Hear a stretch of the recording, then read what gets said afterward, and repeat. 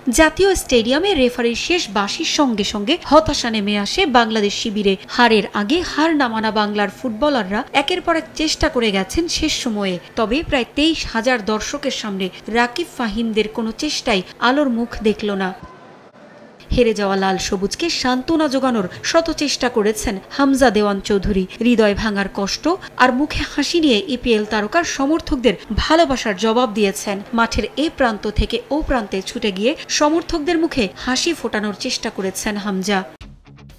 অথচ ম্যাচের শুরু থেকেই র্যাঙ্কিংয়ে 22 ধাপ এগিয়ে থাকা সিঙ্গাপুরের সঙ্গে চোখে চোখ রেখে লড়াই করেছে বাংলাদেশ। ভুটান ম্যাচের একাদশ থেকে 3 পরিবর্তন নিয়ে মাঠে নামা লাল সবুজ 15 মিনিটেই পেয়েছিল ভালো সুযোগ, তবে শাকিল আহাদ তপু ও রাকিব হতাশ করেছেন সমর্থকদের।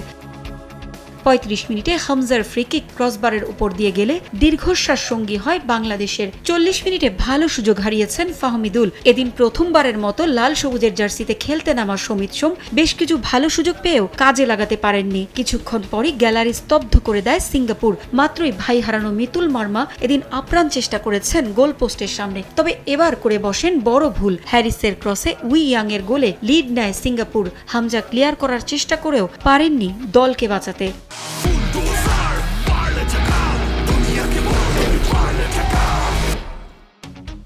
প্রথমার্ধ শেষে সমর্থকদের হতাশায় কিছুটা স্বস্তি যোগায় বাফুফের জমকালো লেজার শো, তবে বিরতির পর আক্ষেপ আরও বাড়ান ইকসান ফান্দি। 58 মিনিটে ব্যবধান দ্বিগুণ করেন সিঙ্গাপুরের ফুটবলের সবচেয়ে বড় তারকা। 67 মিনিটে প্রাণ ফেরে জাতীয় স্টেডিয়ামে। ভুটানের বিপক্ষে গোল করা হামজা এদিন বলের যোগান দিয়েছেন রাকিবকে। একাধিক ভুল করা রাকিব অবশেষে গোল করে কিছুটা প্রায়শ্চিত্ত করেছেন। শেষ দিকে আধিপত্য বিস্তার করে একের পর এক আক্রমণ করেও গোল পায়নি বাংলাদেশ, আর তাতেই বেদনায় নীল হয়েছে জাতীয় স্টেডিয়াম।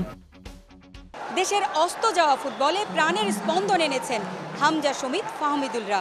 সিঙ্গাপুরের বিপক্ষে শুরু থেকে শেষ পর্যন্ত বেশ কিছু ভুল করেছে লাল সবুজ, তবে অক্টোবরে হোম কন্ডিশনে হংকংয়ের বিপক্ষে সে ভুলের পুনরাবৃত্তি চায় না সমর্থকরা।